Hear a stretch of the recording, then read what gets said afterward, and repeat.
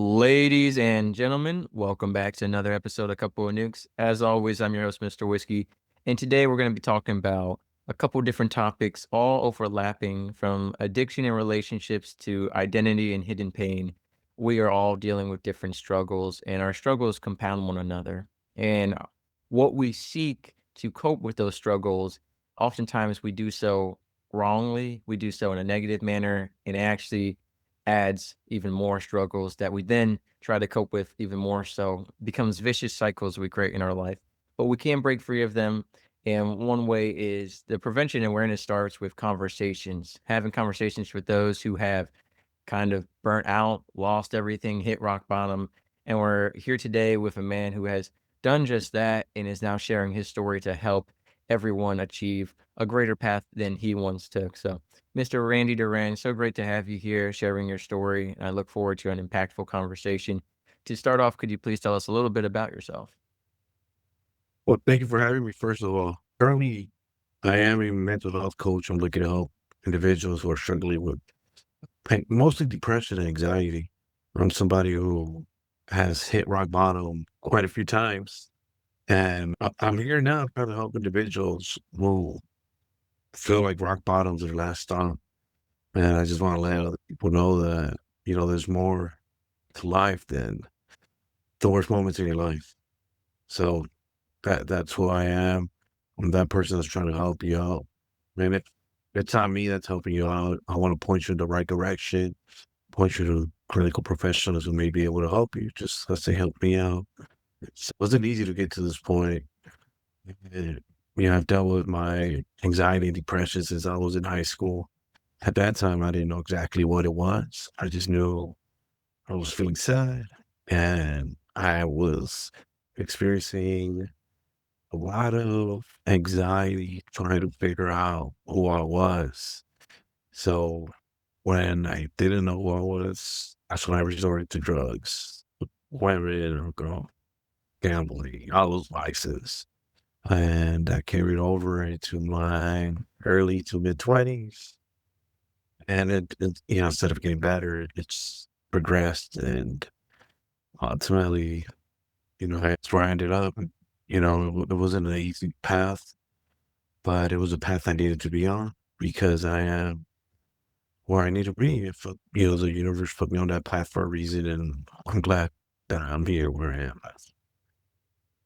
For sure. In fact, we like to say that rock bottom isn't the end of the destination and the journey, it's the beginning of the bounce back. And oftentimes, the further down your rock bottom, the greater the bounce back. Don't go seeking a deeper rock bottom, but the further down you go, all the more you have to accomplish and recover. And I think I want to start with specifically what's going on in high school with you. A lot of high schoolers, we all have been there or we're gonna get there, and there's a lot that goes on. Social pressures, parental pressures, whether it's not wanting to be part of a drinking and, sex scene in high school, maybe it's academic pressures. There's also all kinds of bullying from physical abuse to the verbal and emotional abuse of other students or teachers. What was going on that had you so depressed and anxious? Was it outside of school? Was school a compounding factor? Was it just medical? What was kind of going on through your mind at that time? High school was complex for me, made me grow up a lot faster than I should have. I was involved in a lot of activities that you would probably only see in movies. At that time, outside of school, my mother was focused on my four brothers. It's total of five of us. She was focused on four of my brothers who were always in and out of trouble. At that time, I had enough self awareness to know that I didn't want to burden my mother any further with more trouble. And so I learned to keep to myself. I learned to, in a way, raise myself. I don't want to say I raised myself in that sense because, I mean, my mom was present. She was loving, caring, nurturing. She did the best she could with what she was given. But I chose to isolate myself from the rest of my family. And so I then resorted to a circle outside of my family, right? So I started making friends who were involved in illegal activities. I mean, at 16, 17 years old, I was in strip clubs. It'll be a Wednesday night and I'll drive down to New Mexico and, we'll get into 3, 4 strip clubs. I was messing around with multiple women and it was a fast life. Like I said, made me grow up fast.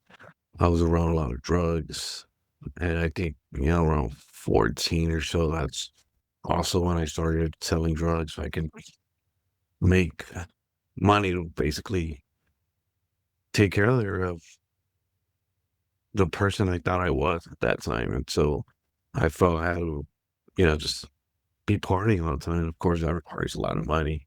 So the more I would get involved with drugs, the more I was around the people that had a lot of money because, I mean, with drugs, a lot of, there's a lot of money involved. And every day was just a party for me, to wake up, go to school, at school during my lunch. I would probably, most of the time it was like cocaine that I would take. Then from there, I would go home, pop an Adderall, start drinking, and more cocaine. And, just I would repeat that cycle.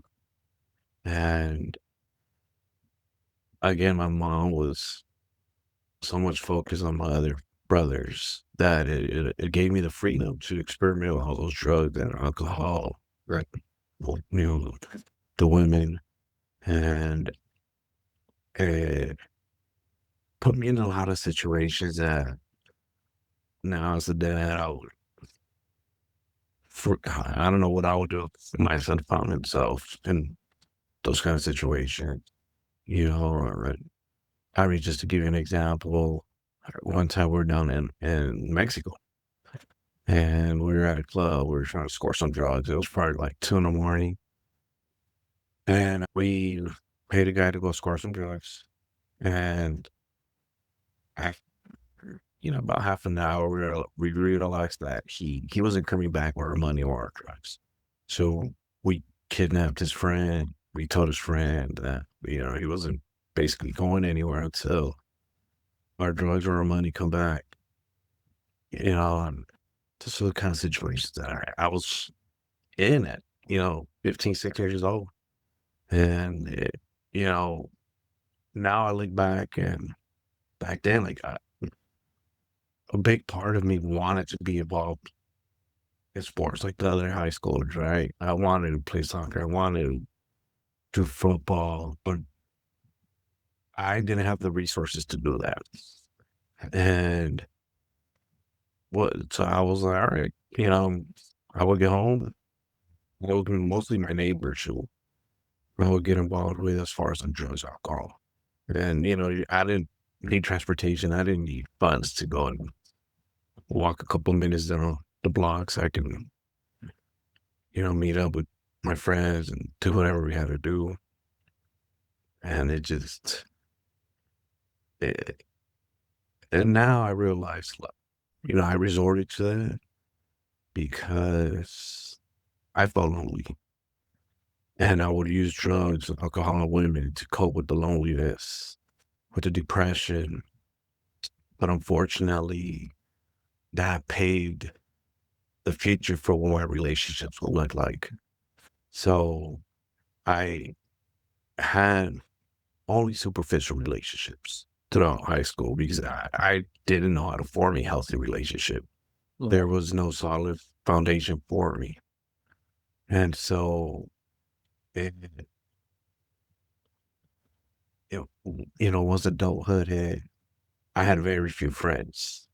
I had, one partner who was with me for 10 years before, we broke up. But even in that relationship, it wasn't healthy. Now looking back, I realized that, you know. And I mean, a huge part of me is regretful of how I conducted myself in that relationship. I do look back and, I tell myself that I did the best that I could with what I know.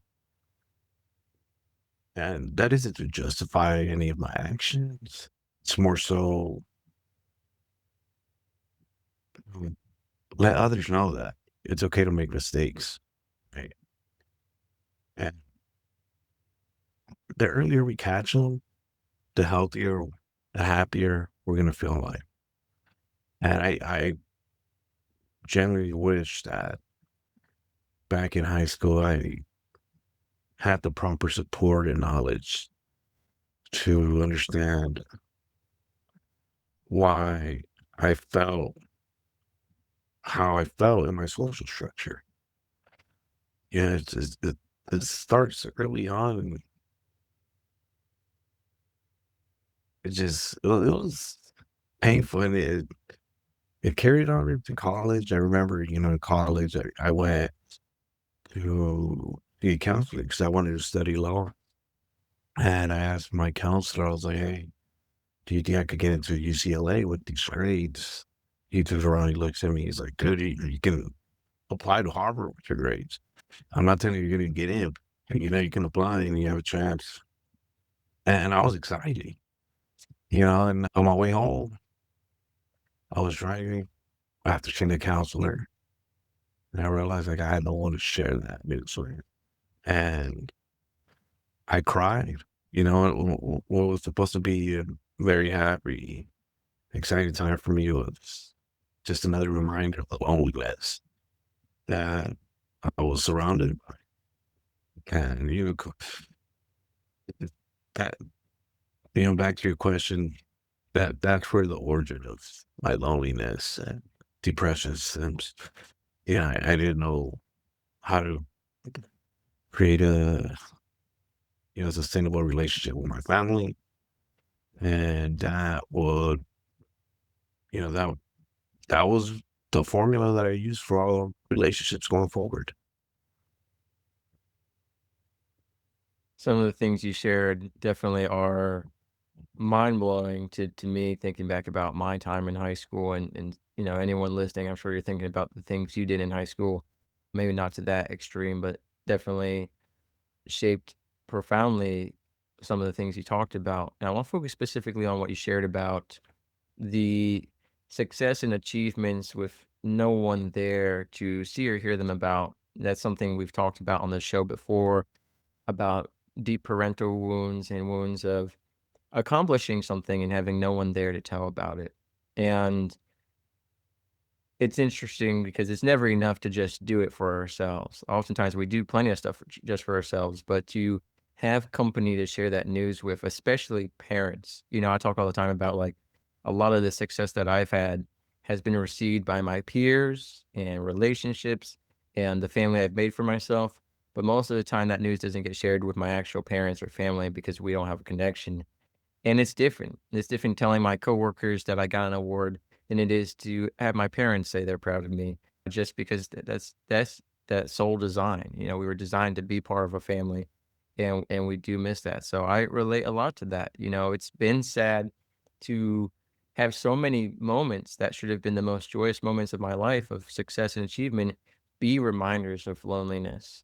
I talked about recently on a podcast the most contact I ever had on a birthday was my loneliest birthday because all the coworkers and neighbors who reached out, that only emphasized all the more who hadn't reached out.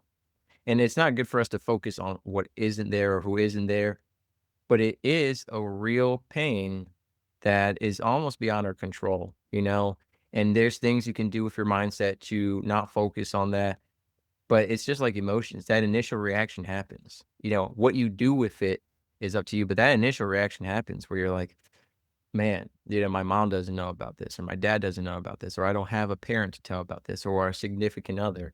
And so I think that pain is deeply relatable. Now, you talked about this is just, your high school years and going into college and stuff. How long did you struggle alone and battle all these vices until what was the turning point? So the turning point, like I said, I hit rock bottom multiple times. So I can point back to multiple points in my life where I felt more and more I was realizing things needed to change.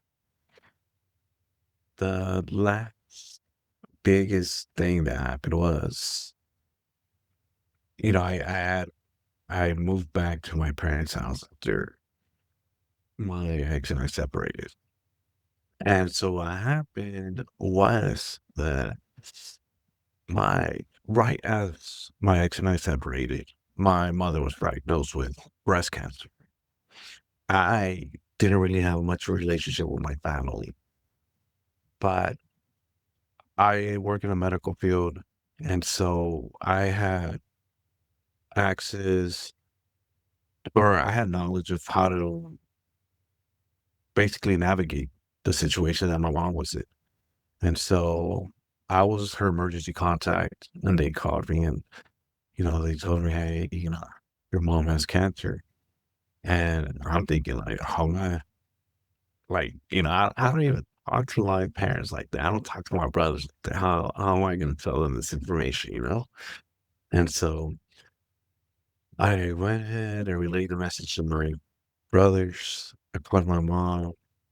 But of course, it was that period. And, at that time, I think I was looking for a place. My mom was like, you know what, like, why don't you just come move in with us? So, given the context, I said, okay, So I decided to move back in with my parents. But there was still a lot of loneliness with me because again, I didn't have a relationship with my family and it didn't change overnight. It took a long time for me to get to where I'm at now. And from then to now, I was still involved with the women, the drugs, the alcohol, everything. And so the biggest moment, which made me turn things around, I was out partying, got too drunk, and of course I'm driving, and I come back home, hang out for a bit, but I get restless and, I want to go to a strip club. Well, I decided to take off, or I decided I wanted to take off. My brother stops me and my dad stopped me because they see how intoxicated I am. So obviously they don't want me driving around like that. And so we get into argument and, ultimately they call cops. Cops arrive and I pretend to have a gun on me. I decided that was going to be the last day for me. I didn't want to be alive anymore. I was struggling with missing my kids, struggling with the separation, and just extreme amount of loneliness. I just couldn't deal with it anymore. So pretend to have a weapon. Cops drew their weapons, and before I knew it, ton of police they closed off the street. There had to be somewhere around 10 to 15 officers pointing their guns at me. And, they were asking me to put down whatever I had on me. And I was like, hey, you guys, and called me. I was like, well, how lucky do you guys feel? And, if you guys want to take me, come grab me and, we'll see what happens. At one point, I asked them for a minute because I wanted to call my kids, tell them I loved them before whatever went down, went down. So and the only reason I'm here now is because at that time, my ex didn't answer the phone when I tried to call my kids, like to tell them goodbye. And so she didn't answer. I didn't want anything to happen without me or my kids one more time. So I laid down, dealt with the consequences. And I think after that, that was when I realized things had to change. And I went to at that time I was seeing my therapist quite a bit, but then I increased the amount of times I was seeing her per week. And, without her, I wouldn't be here right now. She's one of the most amazing persons in my life. And I'm thankful for her. But yeah, that night was probably the biggest turning point that I had hit me in the face. For sure. And how did that lead you to where we are now with you guesting on podcasts, doing the coaching? How do you get to a point where you say, all right, I've been through to multiple rock bottoms. I turned my life around. It was not an easy process. I'm sure it took a lot of time and a lot of work. At what point after all that time and work do you say to yourself, hey, I think I should help others? Or did someone encourage you to help others? Or what really was the inspiration behind what you're doing now? The moment goes back prior to recovery, right? This had to be maybe 10 years ago. I was working at the hospital and I noticed a woman at that time, she had to be in her mid-30s, who she appeared to not be well mentally. And I made the effort to make contact with her. She was sent for treatment after drinking bleach. She wanted to, commit suicide. She was unsuccessful. And now she was seeking treatment for, physical repercussions of that. And then we were trying to figure out the best path of treatment for her at that time to see where she would be best able to, you know, seek the treatment that she needed. Because at that time where I was working at, we weren't properly equipped to see her as a patient. And so she was redirected to a different facility for treatment. 2 weeks later, one of the big bosses comes down. He asked me to have a seat with him.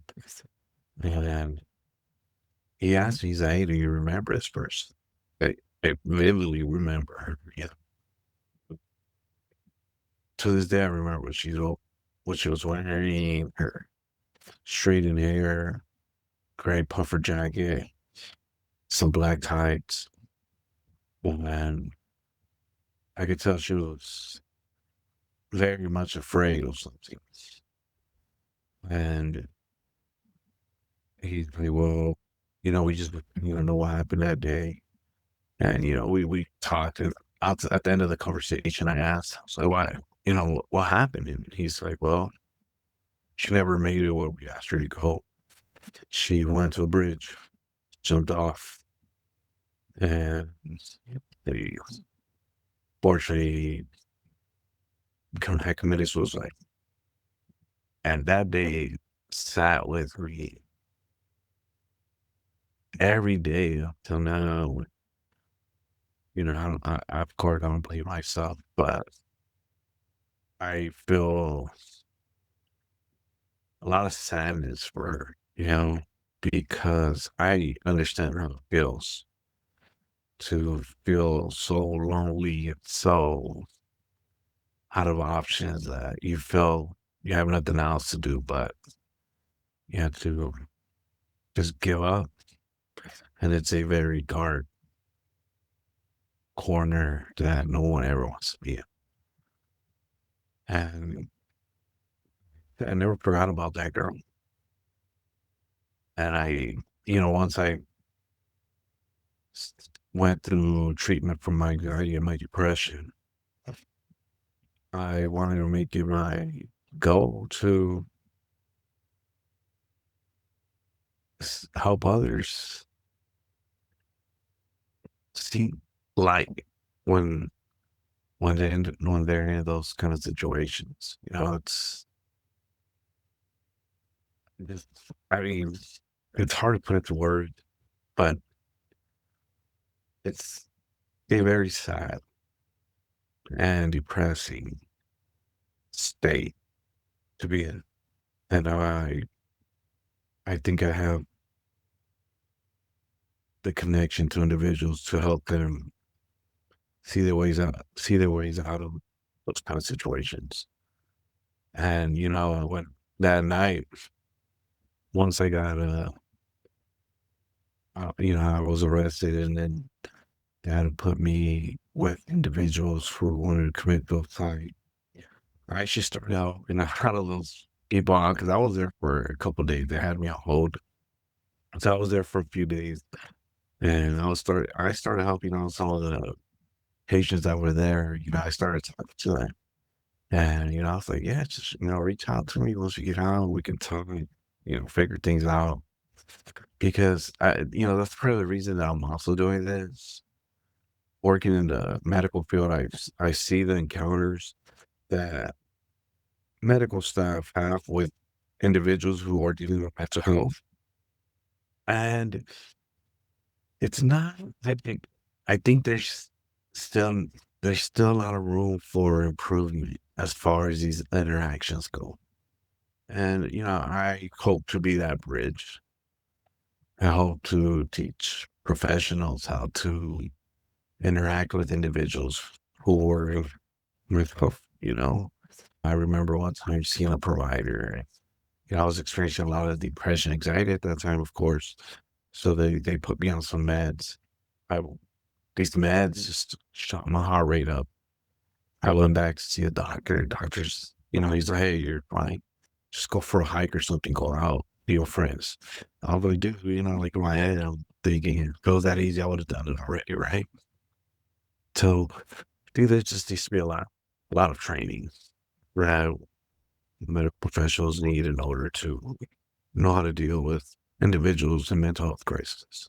And again, I want to be that bridge. 100%. And so, with that said, and on that note, what is the future kind of looking like? What does working with you kind of look like? What are kind of the layouts and future plans you have with expanding everything that you're doing? So right now, I took time off from work so I can expand my mental health coaching. Currently, I'm taking on more clients, but I've been doing a lot of podcasts as well, just to help spread awareness. Currently, I'm in talks with the location in LA, South Central LA, about me possibly hosting a small conference there. I'm looking to have a couple clinicians alongside myself.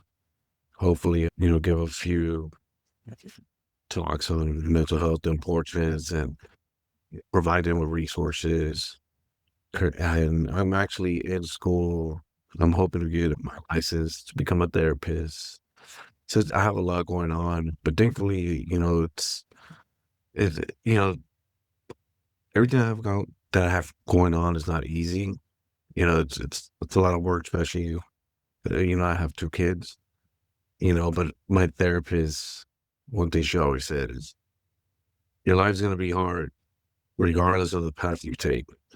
So you can take the path where you choose to ignore the depression, anxiety with drugs and alcohol, and eventually it catches up, and it, it's not gonna be easy hill to climb out of. Where you can do the work now, and it's not gonna be easy, but it'll definitely be a lot more reward. So you got to decide how you occupy your time with. And, now most of my days are occupied with research, reaching out to different facilities so that I can make appearances, working with my clients.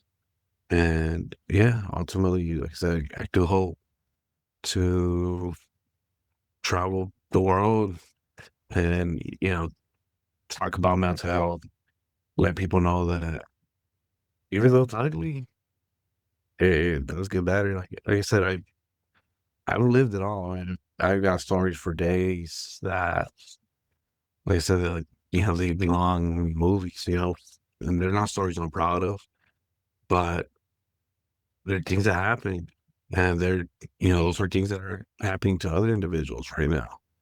And I want to be the person that helps change that story because I've had people who told me, "Get here, I didn't do this alone." And Right. I was quite stubborn along the way. And y- I know how it is to have this faulty self concept of yourself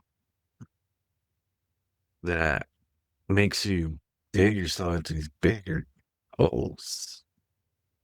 And you play this narrative out, this narrative that's engulfing you with negativity, right? You, you look for proof of who you think you are. Yeah, and I try to help people look for different angles of their life and try to help them explore not just the possibilities out there, but who they are at that time. You know, we when we're depressed and anxious, we paint ourselves in such a terrible manner, but I truly believe there's an innate goodness in all of us.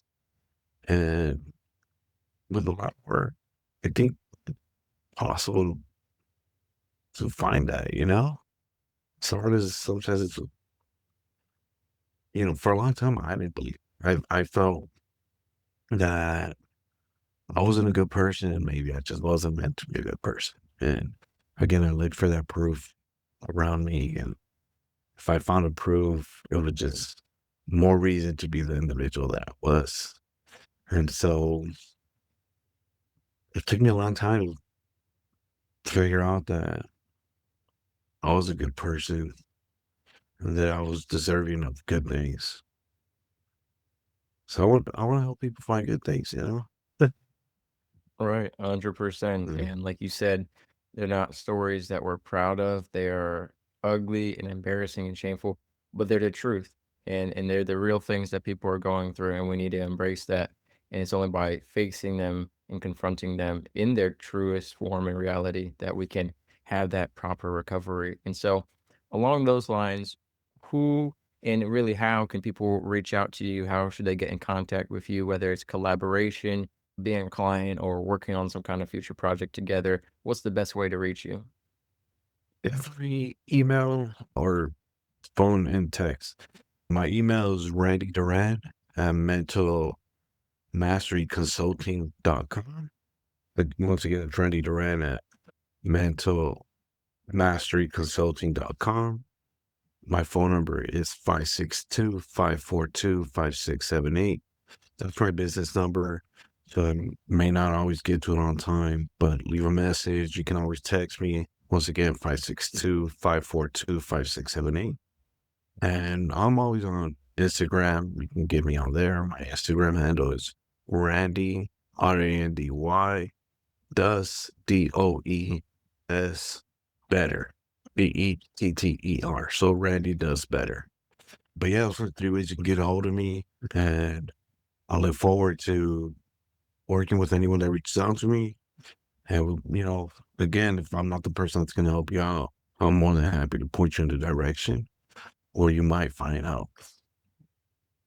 All right. Well, Mr. Duran, thank you so much for your time today, for sharing some vulnerable parts of your story, and hopefully it resonated with some people, whatever they're running from or have ran to in the past, whether that's addiction or sexual relationships or whatever other vices they're trying to use to cope with their struggles. We thank you. Like you mentioned, and like we often talk about, you can be struggling with all these things and still show up functionally at work, in a family, or at school. A lot of people are struggling silently because they don't want to be a burden to other people, but the truth is that you're not a burden. We're all here to help serve one another.